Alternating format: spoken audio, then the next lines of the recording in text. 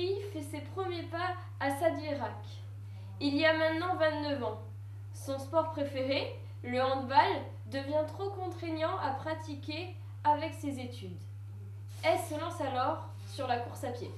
Moi je sors de 10 années de handball et j'ai commencé mes études supérieures en 2014 et j'avais plus le temps d'aller aux entraînements, aux matchs, voilà, le hand c'est un sport collectif, donc je me suis mis à un sport plutôt individuel et j'ai commencé à courir.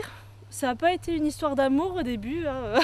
Comme tout le monde, j'ai bien galéré au début et j'ai vraiment eu des entraînements beaucoup plus structurés.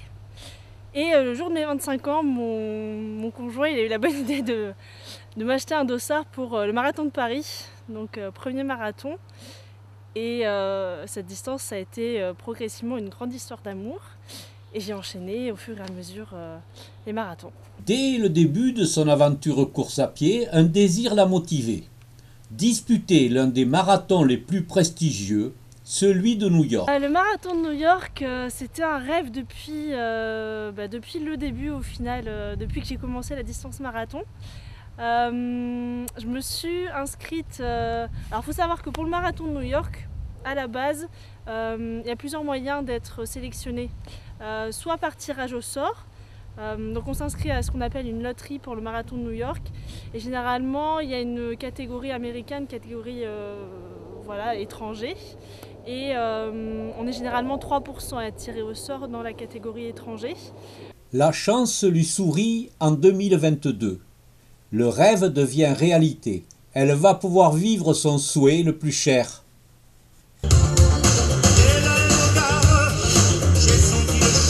Vraiment, après, c'est une ville qui est effectivement démesurée, surdimensionnée, mais quand on arrive les quelques jours avant le marathon, on sait qu'il y a un marathon, qu'il y a le marathon de New York. Les New-Yorkais sont vraiment très avenants.